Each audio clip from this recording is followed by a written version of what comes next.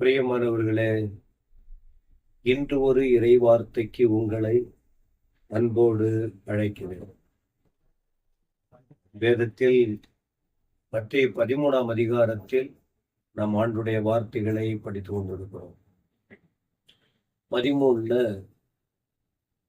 ஒரு விசுவாசிகள் வாழ்க்கையில் என்ன இருக்கணும், வித்தியாசமான வாழ்க்கை தேவை போன்ற காரியங்களை பார்த்தோம்.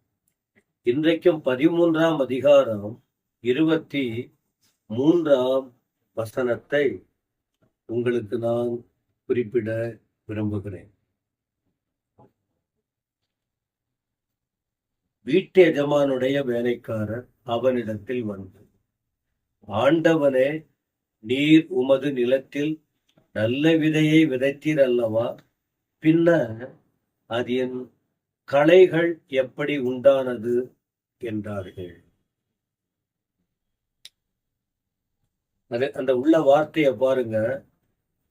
ஒரு நல்ல நிலம், விதைய விதைக்கிறாங்க. ஆனா அந்த இடத்துல பார்க்கும்போது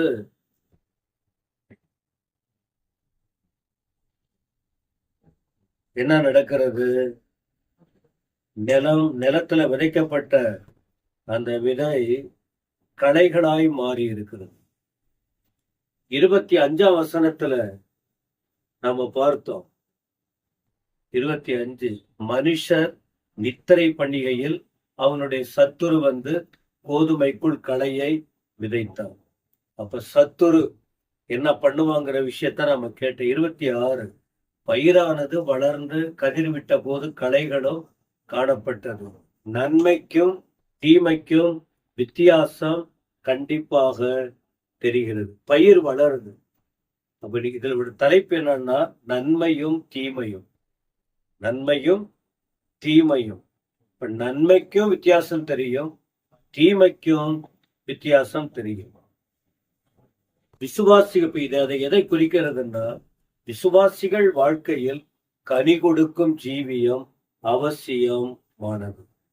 உங்களுடைய வாழ்க்கையில், என்னுடைய வாழ்க்கையில் நன்மை இருக்கா, தீமை இருக்கா?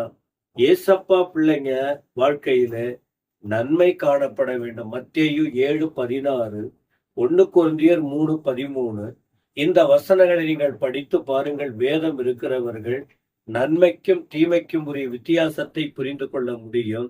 தேவன் நல்லவர், அவர் நன்மையை எதிர்பார்க்கிறார்.